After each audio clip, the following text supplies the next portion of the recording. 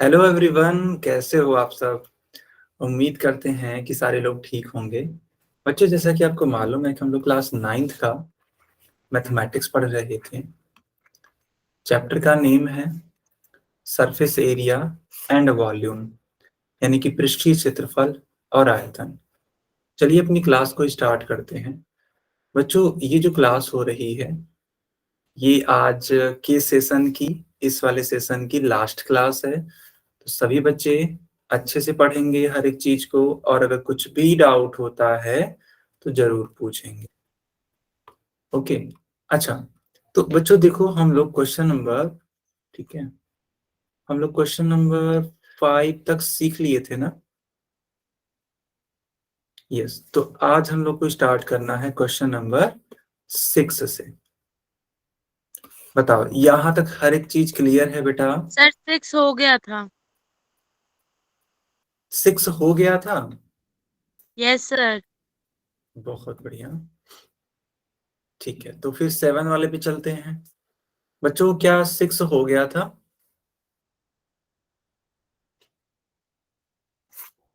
अगर हो गया तो बहुत अच्छी चीज है।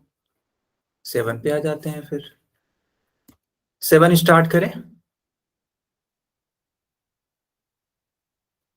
ओके। नहीं। ठीक है, देखो बेटा, क्वेश्चन नंबर 7, ठीक है, ध्यान देना। लिखा है कि भुजाओं 5 सेंटीमीटर, 12 सेंटीमीटर और 13 सेंटीमीटर वाले एक समकोण त्रिभुज एबीसी को भुजा 12 सेंटीमीटर की परितः, परितः मतलब होता है चारों तरफ, घुमाया जाता है। इस प्रकार प्राप्त ठोस का आयतन ज्ञात कीजिए। देखो बच्चों, ये 13.7 एक्सरसाइज का क्वेश्चन नंबर 7 है। तो बोल क्या रहा है, थोड़ा सा समझने का प्रयास करना, ठीक है। देखो, एक समकोण त्रिभुज है एबीसी। समकोण त्रिभुज का मतलब होता है कि एक ऐसा त्रिभुज जिसका एक कोण 90 डिग्री हो। एक कोण कितना डिग्री हो बच्चों? 90 डिग्री। जी, बिल्कुल। अब इसमें बोल रहा है ना ये कि 12 सेंटीमीटर की परितः घुमाया जाता है। देखो बेटा, अगर समकोण त्रिभुज है तो जो सबसे बड़ी वाली भुजा होती है ना, वह, ठीक है, वह इसका कर्ण हो जाता है। क्या हो जाता है? कर्ण। कर्ण हो जाता है, हाइपोटेनियस हो जाता है। तो बताओ, 5, 12 और 13 में सबसे बड़ी भुजा कौन सी है? 13 सेंटीमीटर। 13 सबसे बड़ी है ना बेटा। तो यहाँ पर ये जो कर्ण होगा वो होगा 13 सेंटीमीटर। ये समझ में आया कि नहीं आया? Yes sir. Yes sir. बहुत बढ़िया, बहुत बढ़िया। अब बच्चों देखो, अब बच्चों देखो, ये जो है, ये वाली भुजा है ना, ये लंब बोली जाती है, ठीक है। तो ये लंब जो हो जाएगा वो 12 सेंटीमीटर हो जाएगा। क्यों? क्योंकि हमें इसी के तरफ, इसी के चारों तरफ घुमाना है। तो अगर इसको हम लोग 12 मानेंगे, जो कि लंब है, तभी तो आप उसे घुमा पाओगे ऊपर से। देखो यहाँ पकड़ करके, ठीक है, इसको नचा पाओगे। और जब घुमाओगे, जब इसे नचाओगे, तभी तो एक शंकु बनेगा बेटा, ठीक है। इसलिए ये 12 हो जाएगा। तो बच्ची वाली भुजा कितनी हो जाएगी? तो 5 हो जाएगी। बताओ, यहां तक क्लियर? Yes sir. बहुत बढ़िया। अब देखो बेटा, हुआ क्या है ना, थोड़ा सा ध्यान देना आप लोग।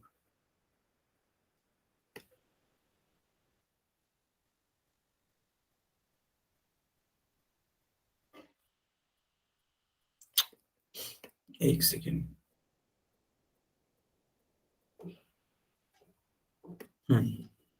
देखो हो क्या रहा है, ये जो वैल्यू है, मतलब ये जो ट्रायंगल है, इसको हम घुमाने वाले हैं। तो जब घुमाओगे आप, तो ऑब्वियस सी बात है क्या बनेगा?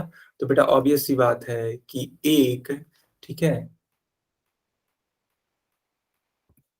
एक शंकु बनेगा। देखो मैं घुमा रहा हूं, थोड़ा सा समझने का प्रयास करेंगे, फील करेंगे, है ना, कि जब तक फील नहीं करेंगे तब तक समझ नहीं आएगा।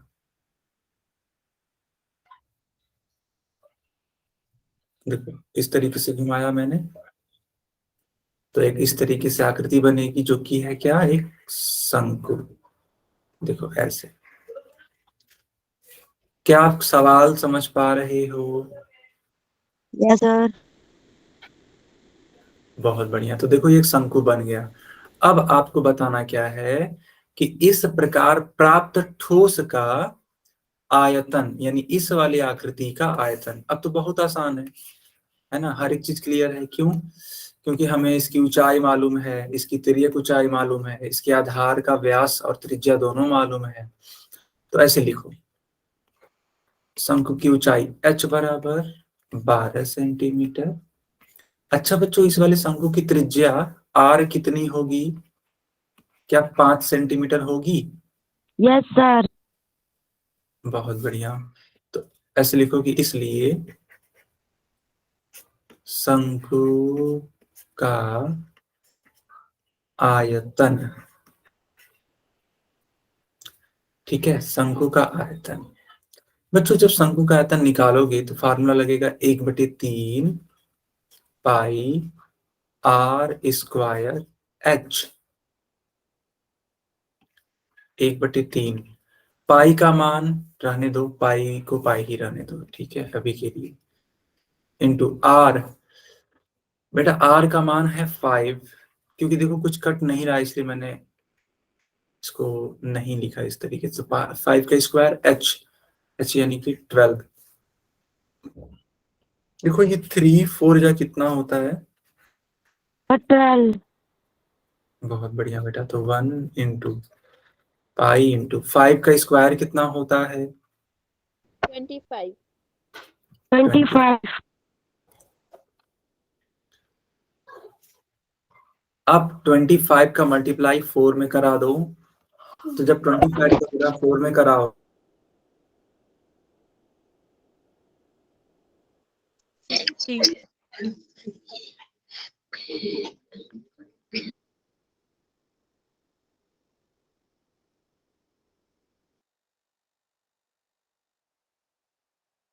Per 100.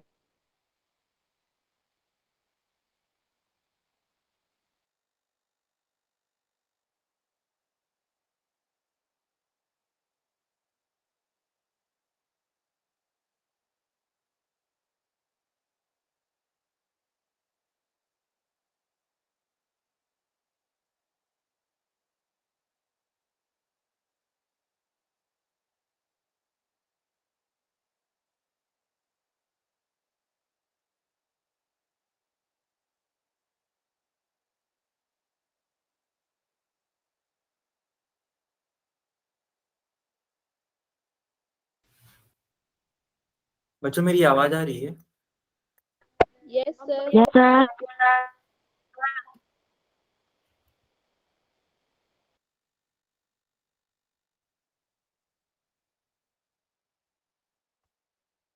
ओके। तो ध्यान दो आप। देखो जब 25 × 4 करोगे तो 100 हो जाएगा, और 100 ये पाई, तो आपका जो करेक्ट आंसर आ रहा है वो आ जाएगा 100 पाई। और देखो जितनी भी लंबाई थी वो सेंटीमीटर में थी, तो यह सेंटीमीटर क्यूब हो जाएगा। बताओ बच्चों क्लियर है या नहीं क्लियर है?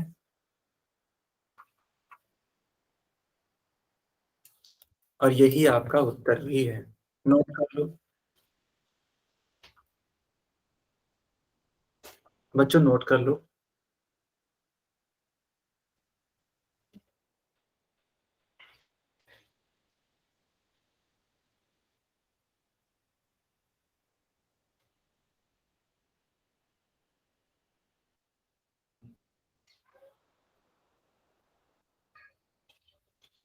क्या सभी बच्चों ने नोट कर लिया? ओके, बहुत बढ़िया। ठीक है, बहुत बढ़िया। तो आप लोगों ने देखा कि एक त्रिभुज दे रखा था और उसको घुमाने की बात कर रहा था। तो जब आप उसको किसी भी भुजा के परितः यानी उसके चारों तरफ घुमाएंगे तो एक शंकु बन जाएगा। अब बने हुए शंकु का आयतन पूछ रहा था, तो आयतन कितना होता है एक शंकु का, तो 1/3 पाई आर स्क्वायर एच होता है। दिए गए मानों को हमने रख दिया, तो आर का मान 5 हो गया, एच का मान 14 मतलब रखा मैंने, और जब इस 12 रखा, ठीक है, और जब इस 12 को 3 से कट किया तो 4 आ गया, एंड इस 4 का मल्टीप्लाई 5 के स्क्वायर यानी 25 से मल्टीप्लाई कर दिया तो 100 पाई आ गया। पाई को हमने जानबूझ के नहीं रखा, क्योंकि देखो बेटा ये कैलकुलेशन को बढ़ा रहा है, कम नहीं कर रहा है, ठीक है, तो हमने सोचा इसको ऐसे ही रहने देते हैं। यहाँ तक क्लियर है? एक बार जल्दी से बता दो हमें। Yes, sir. बहुत बढ़िया। Yes, sir.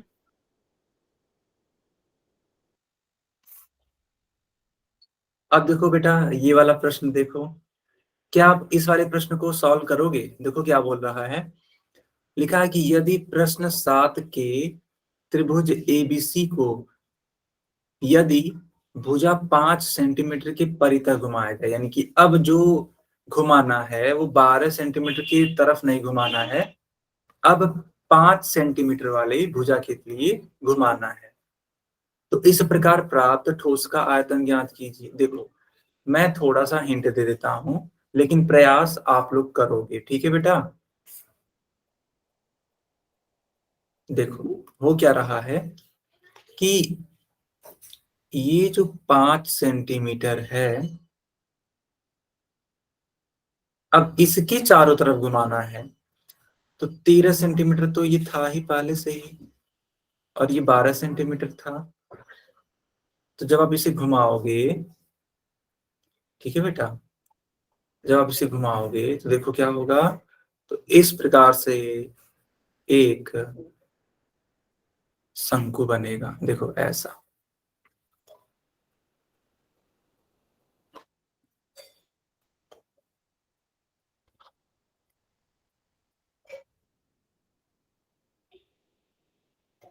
ऐसा शंकु बनेगा, ठीक है।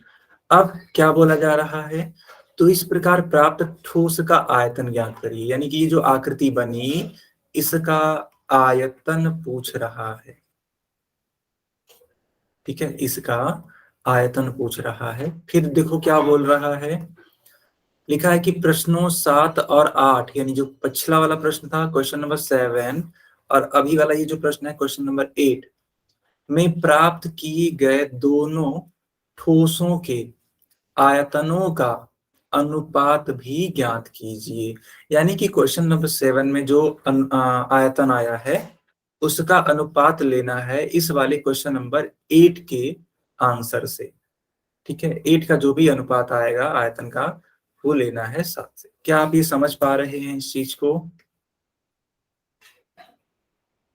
बच्चों बताइए, समझ पा रहे हैं? बहुत बढ़िया। एक काम करो, अभी के अभी सॉल्व करो और इसका आयतन निकालो बेटा, कितना आ रहा है एक बार चेक करो और मुझे बताओ। सब लोग अपने अपने कॉपी में सॉल्व करिए, ठीक है, सब बच्चे अपने अपने कॉपी में सॉल्व करिए।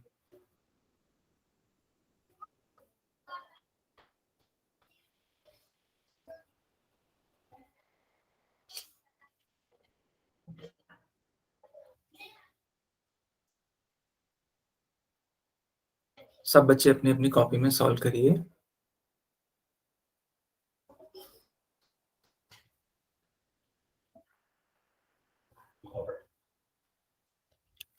ओके, कौन कौन सॉल्व कर रहा है अपना नाम लिखो चैट सेक्शन में। कौन कौन इस क्वेश्चन को सॉल्व कर रहा है अपना अपना नाम लिखो बेटा। साक्षी सॉल्व कर रही है, ठीक है, ओके बेटा। और नीतू भी सॉल्व कर रही हैं, बहुत सही। ओके, दो बच्चियां सॉल्व कर रही हैं, गुड, साक्षी नीतू। और कौन सॉल्व कर रहा है?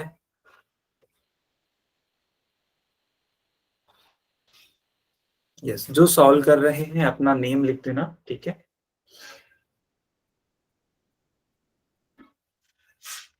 रचना, बहुत बढ़िया बेटा रचना।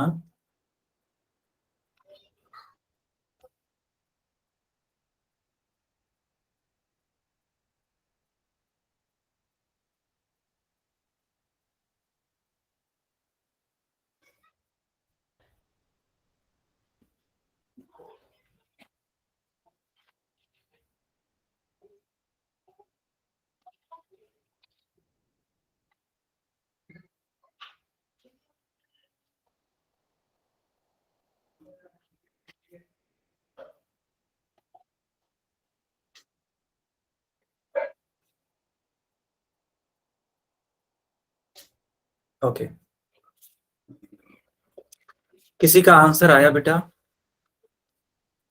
गुड इवनिंग पूजा।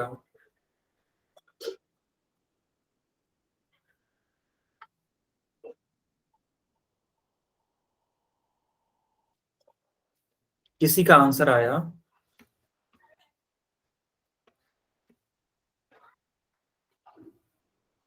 ओके, बताइए। हाँ नीतू बताओ बेटा। 5:12। 5:12। और इस वाले शंकु का आयतन कितना आया है? इस वाले शंकु का आयतन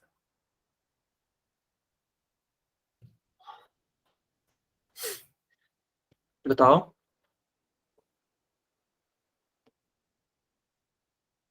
सर 100 बेटा। पाई। अच्छा, इस वाले का कितना आया है?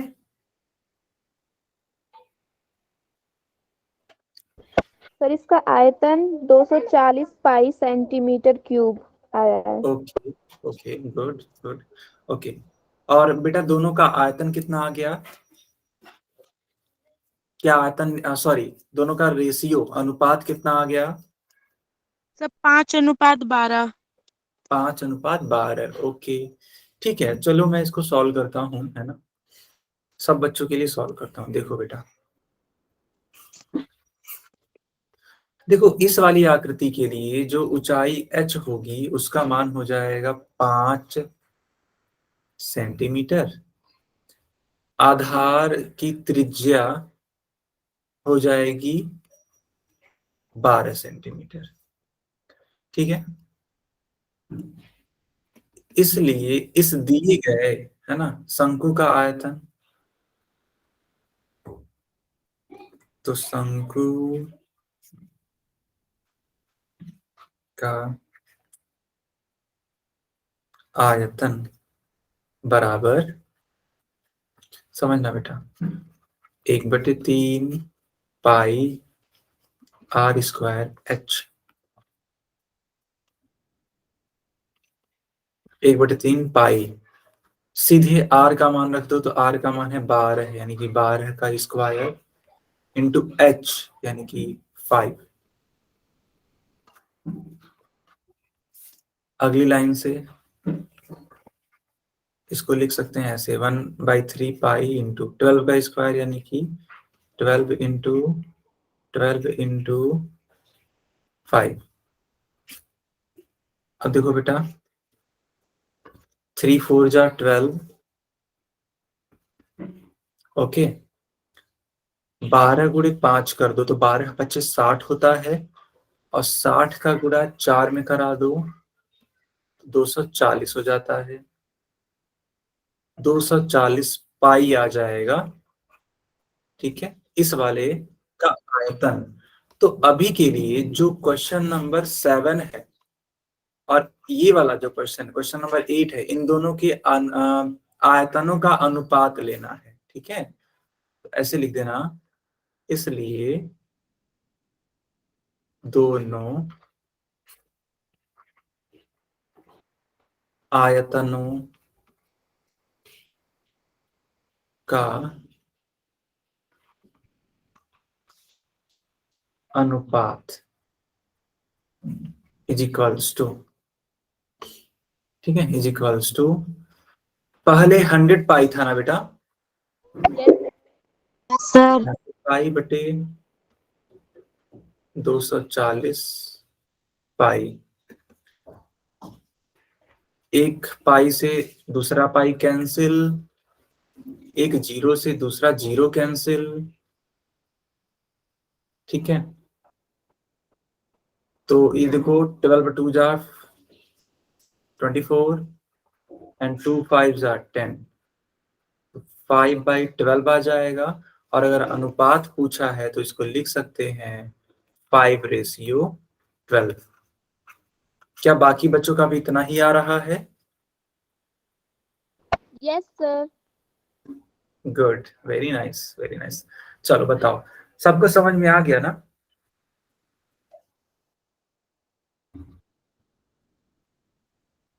बच्चों सबको समझ में आ गया?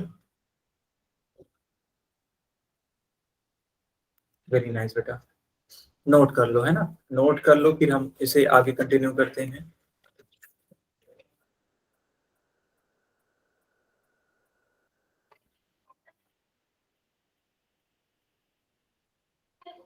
ओके,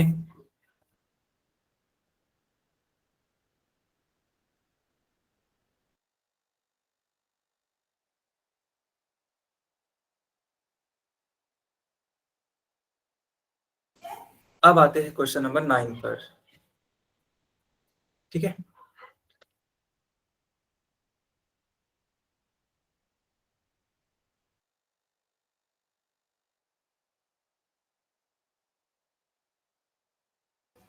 ओके बेटा, तो क्वेश्चन नंबर 9, ठीक है, क्वेश्चन नंबर 9 स्टार्ट करते हैं। देखो बेटा, है क्या लिखा है कि गेहूं की एक ढेरी 10.5 मीटर व्यास और ऊंचाई 3 मीटर वाले एक शंकु के आकार की है। देखो, व्यास इसका दे रखा है 10.5, और इस गेहूं के जो ढेर बना करके इस तरीके से रखा गया है ना, इसकी ऊंचाई भी दे रखी है बेटा, इसकी ऊंचाई दे रखी है 3 मीटर। कितनी मीटर? तो बेटा 3 मीटर। और व्यास कितना दे रखा है? तो 10.5 मीटर।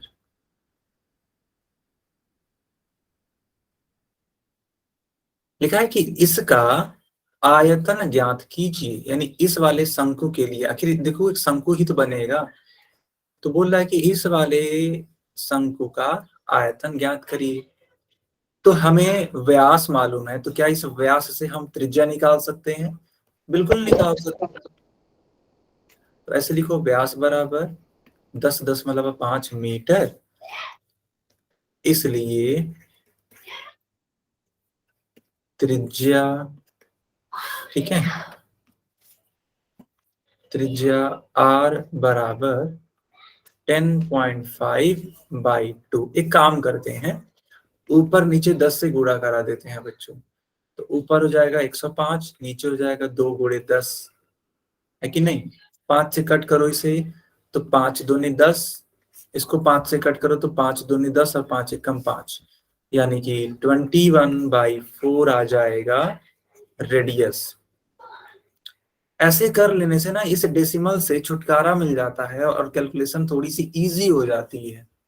ओके, फिर देखो, लिखा है कि इस ढेरी को वर्षा से बचाने के लिए कैनवास से ढका जाता है। कैनवास, बस इतना समझ लो आप कि एक कपड़ा है और इस गेहूं को ढकना है, ठीक है, ताकि पानी अगर पड़े, इस पर वर्षा की बूंदें पड़े तो ये खराब ना हो, ठीक है। तो पूरा ढकना है। अब ढकने के लिए कंडीशन क्या होती है कि सिर्फ आप इसके वक्र पृष्ठ पे ही तो ढकेंगे, है कि नहीं? आप नीचे तो ढक नहीं सकते, केवल इसके वक्र पृष्ठ पर ढकना होता है। तो बोला है कि वांछित कैनवास का क्षेत्रफल भी ज्ञात करिए, यानी कि वक्र पृष्ठीय क्षेत्रफल भी पूछा है, और तो और इसका आयतन भी पूछा है, यानी दो दो चीजें पूछी गई हैं इस वाले क्वेश्चन में। तो चलो बारी बारी से सॉल्व करते हैं। सबसे पहले हम लोग इसका आयतन निकालेंगे। देखो बच्चों, ऐसे लिखो, दिए गए ढेर का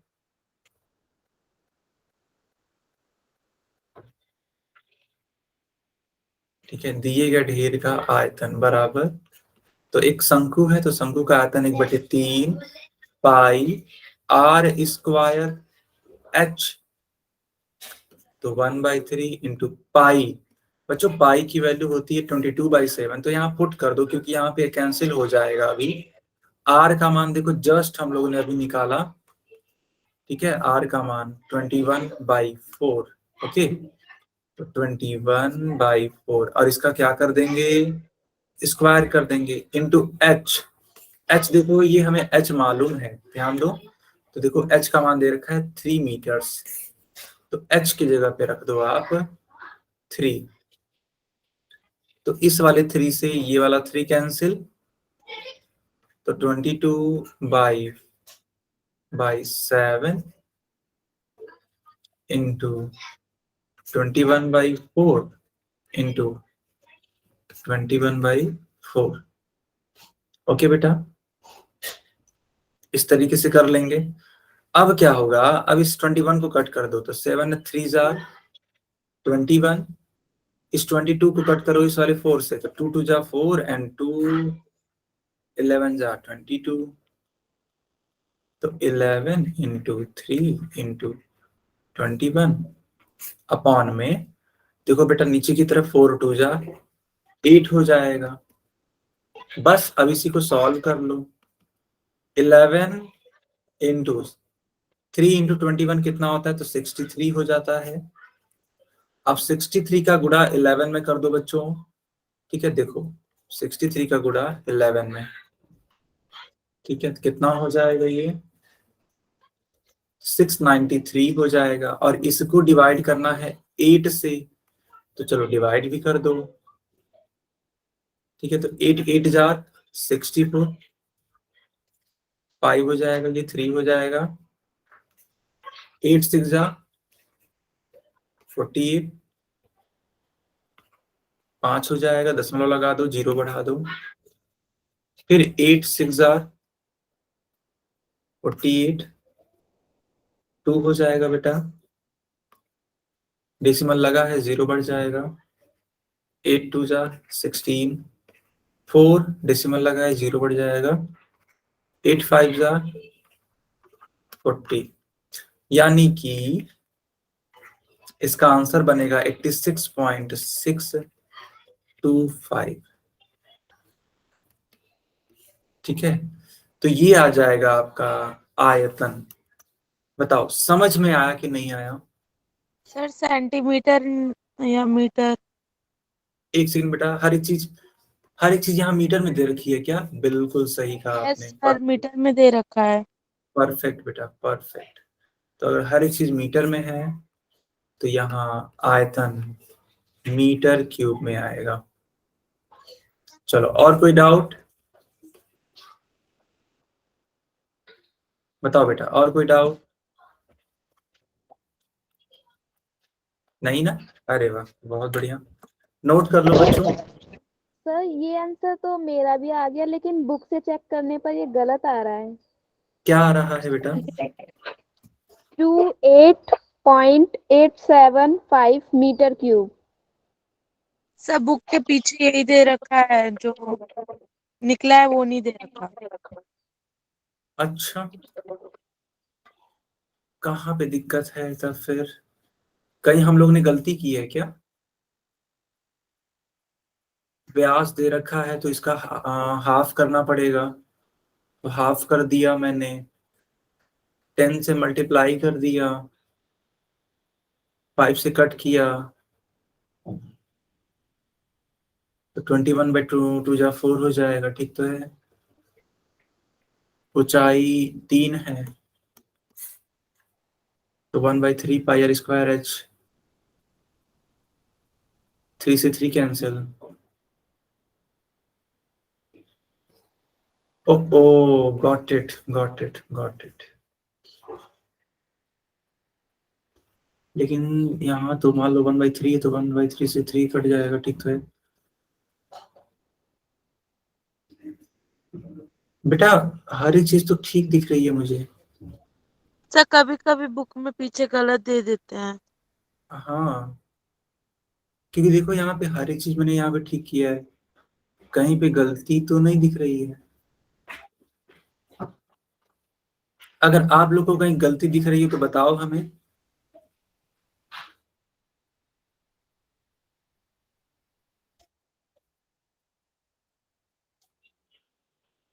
कहीं किसी को गलती दिख रही है?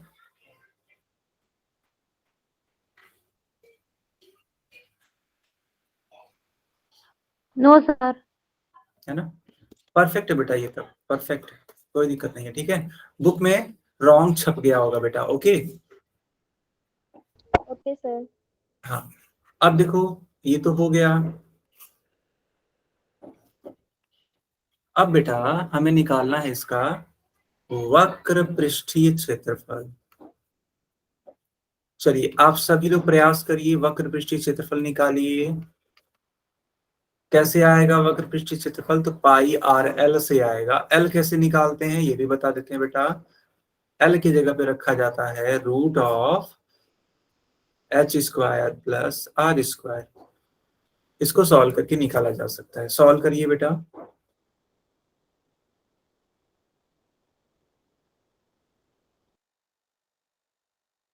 क्या सारे बच्चे सॉल्व कर रहे हैं?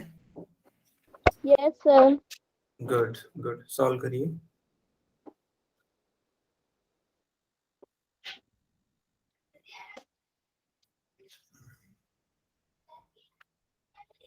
ठीक है, सॉल्व करिए बेटा।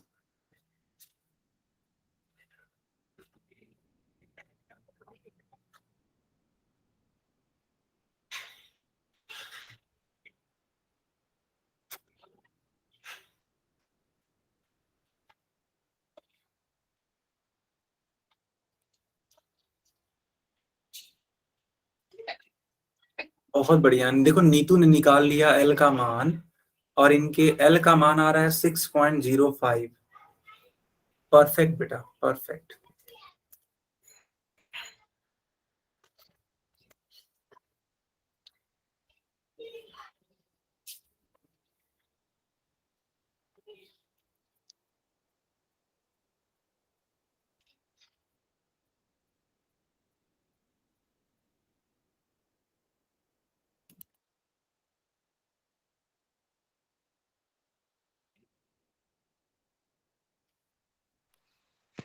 आया किसी का आंसर?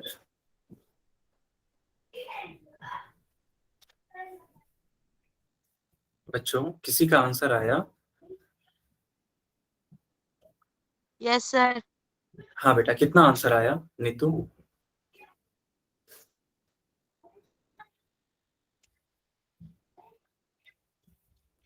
99.825। Perfect perfect. तो बच्चों ये बिल्कुल करेक्ट है ना? इसमें कोई भी प्रॉब्लम वाली बात नहीं है। अब देखो, हमें इसका वक्र पृष्ठीय क्षेत्रफल निकालना ताकि हम बता सके कि कितना कैनवास लगने वाला है। ओके, तो इस तरीके से एक फार्मूला मैंने आपको बताया पाई आर एल, और यहाँ पे एल हमें नहीं मालूम था तो कोई दिक्कत नहीं है। एल का मान होता है root of h square plus r square. बेटा अब इसी को सॉल्व करना है, ठीक है? चलो कर लो सॉल्व। पाई का मान कितना रखोगे? तो 22/7 रखोगे। बेटा आर का मान कितना है? तो आर का मान 21/4 है ना बच्चों? Yes sir. हाँ बेटा बिल्कुल। तो एच स्क्वायर, एच का मान हम लोगों ने कितना है निकाला? 3। 3 का स्क्वायर प्लस आर, आर यानी कि 21/4 का होल स्क्वायर। 7 3 जार, ठीक है, तो 7 3 जार 21, 3 2 जार 6, 3 2 जार 6। अच्छा एक चीज और, क्यों ना हम इसको कट कर दें? देखो 2 2 जार 4, और ये 11 टाइम्स में कट हो जाएगा, तो 11 3 जार 33/2। रूट ऑफ 3 का स्क्वायर होता है 9, प्लस 21 का स्क्वायर बेटा होता है 141 अपॉन में 2 का 4 का स्क्वायर होता है 16। 16 इंटू 9 कितना होता है बच्चा?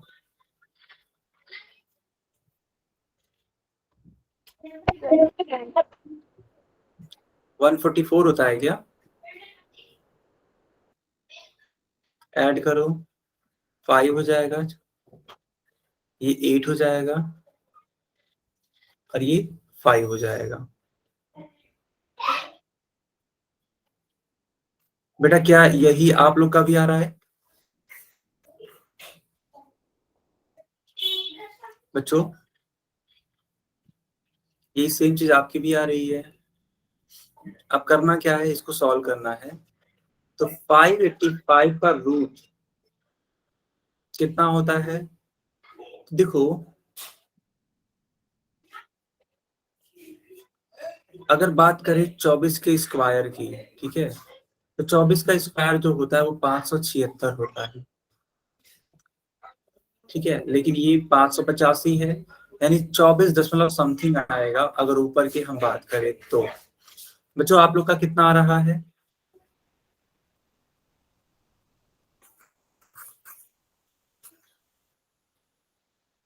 यहाँ पर डेसिमल में ही कर दिया जाए क्या?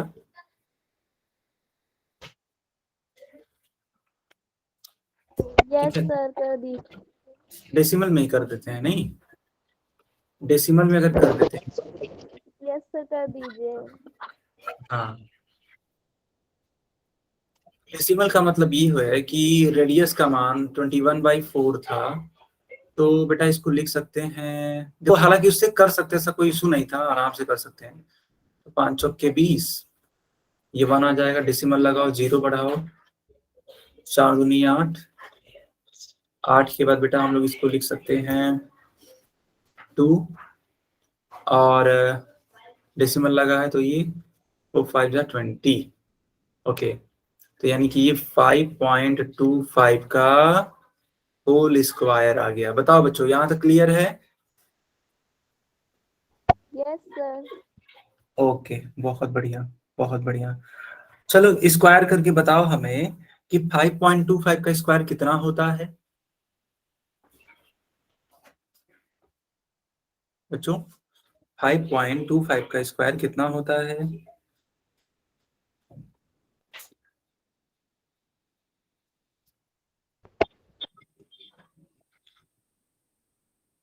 देखो बच्चों, इसको हम लोग लिख सकते हैं, ठीक है, इसको हम लोग लिख सकते हैं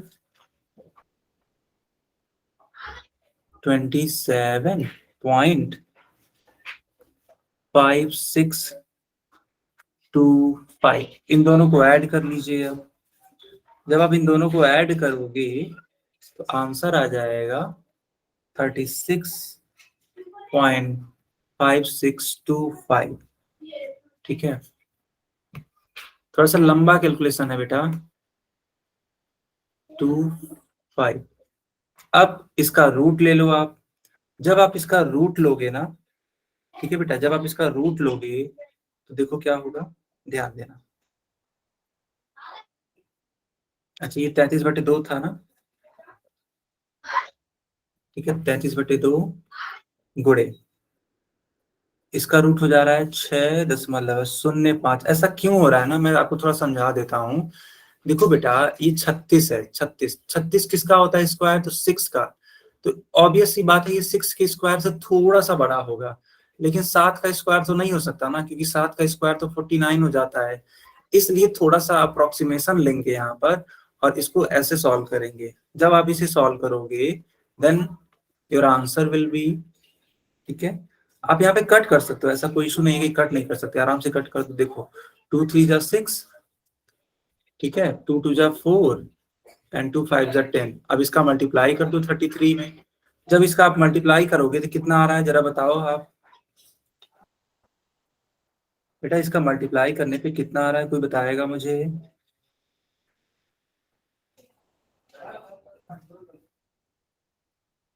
देखो मैं खुद करता हूँ, देखो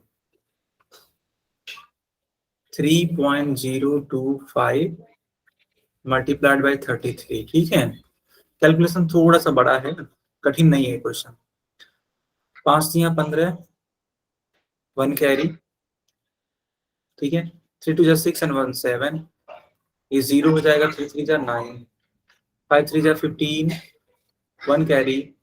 हालांकि सेम ही चीज उतर जाएगी ना, तो सेम ही लिख देते हैं, कोई इशू नहीं। तो 5, 7 और 5 12, 7 और 1 8, ये 9, ये भी 9। 3 अंकों के बाद में डेसिमल लगेगा, तो 1 2 3, यानी कि 99.825 centimetre square is your correct answer. अरे नहीं, मीटर है ना, मीटर, तो मीटर स्क्वायर होगा। बताओ क्लियर है बेटा यहाँ तक हर एक चीज? Yes sir. बहुत बढ़िया, नोट कर लो, ठीक है, नोट कर लो। देखो कैलकुलेशन थोड़ी सी बड़ी मैं मान सकता हूँ, लेकिन ये कठिन नहीं बोलेंगे इसे, ठीक है। कठिन वो होता जब क्रिटिकल सवाल होता कि उसको समझना मुश्किल होता। यहाँ पे बस कैलकुलेशन है, कैलकुलेशन तो निकाला जा सकता है। बेटा थियरी में कोई दिक्कत तो नहीं है ना, बता दो मुझे एक बार, हर एक चीज समझ में आई? Yes sir. बहुत बढ़िया।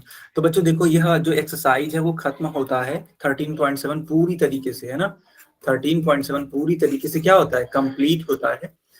और अब बात करते हैं आपके पेपर्स के बारे में। देखो बच्चों, जैसा कि आपको मालूम है कि यह आपकी लास्ट क्लास है, ओके। अब लास्ट क्लास है तो अब करेंगे क्या। तो अब देखो बेटा, अवंती की क्लासेस अभी नहीं होंगी, जब आप 10th में चले जाओगे तब स्टार्ट होंगी। क्या ये बात आपको समझ में आ रही है? Yes sir. ओके बेटा, ठीक है।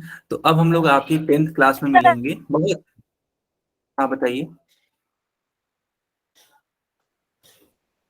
ओके, सो हम लोग 10th क्लास में मिलने वाले हैं, ओके। और बहुत कम समय है, पेपर्स अपने अच्छे से दीजिए, ठीक है। पेपर्स में अगर कोई परेशानी हो तो बताइए हमें, ठीक है। देखो, कुछ कुछ दिक्कतें होती हैं, मैं उनको आपको थोड़ा सा बता देता हूँ कि पेपर देते कैसे हैं, किस तरीके से क्या करना चाहिए।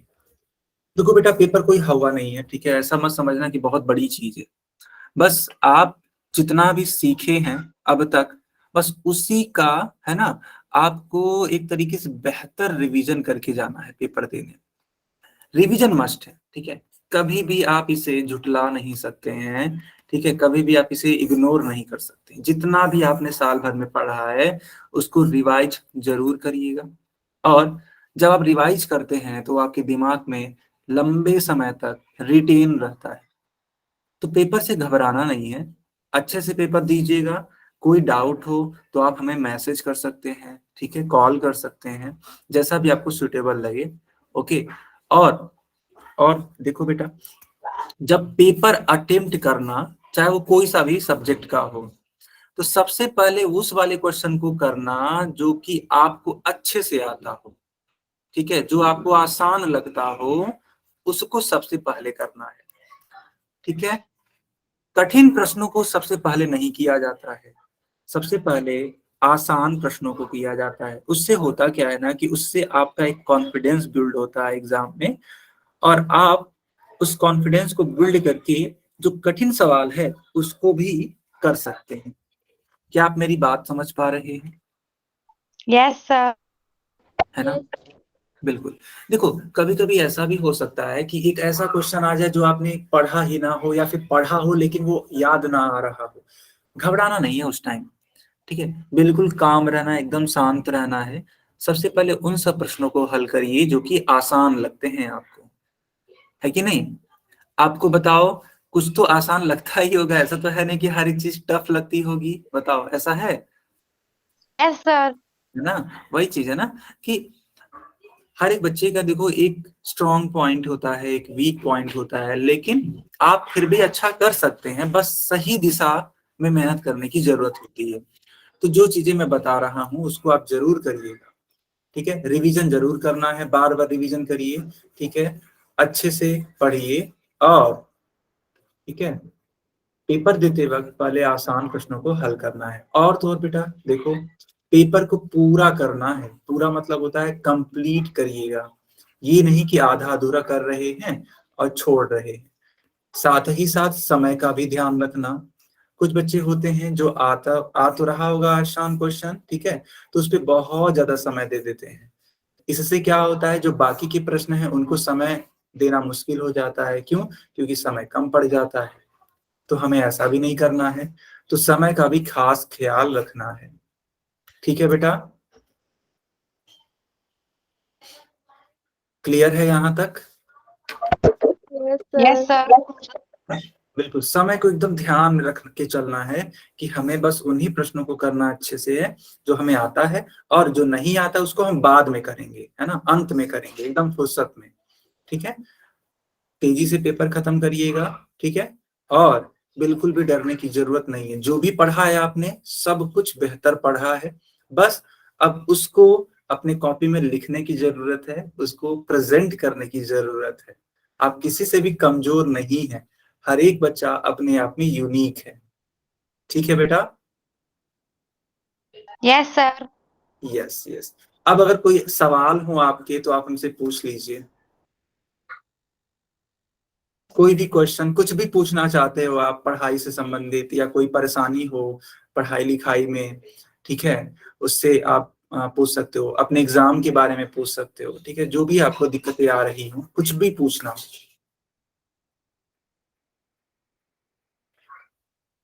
क्योंकि देखो अब इसके बाद से हम लोग, जहां तक हमें लगता है शायद अप्रैल में हम लोग मिलेंगे, ठीक है, तो एक पूरा महीना है ना गैप रहेगा, एक है ना, मार्च के बाद में हम लोग मिलने वाले हैं।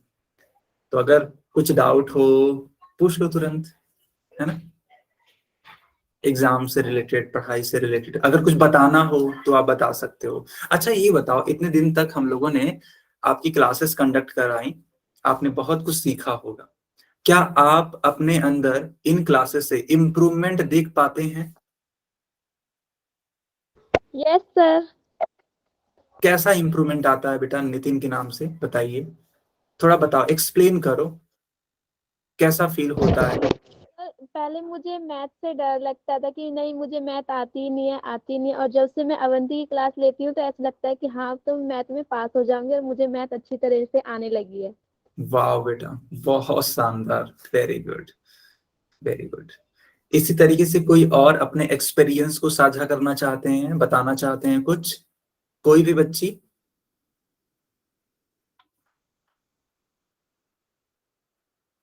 ओके, ठीक है, अगर आप कुछ नहीं बोलना चाहते हैं तो बेटा बस यही तक था ये क्लास, ठीक है, कोई इशू नहीं है। तो हम लोग मिलते हैं नेक्स्ट क्लास में, वो भी कब, जब आप 10th क्लास में पहुंच जाएंगे तब। ओके, ठीक है, सभी को बेस्ट ऑफ लक मेरी तरफ से, अच्छे से पेपर लिखना, ठीक है, best of luck to everyone. Okay, bye bye bye bye, चलो।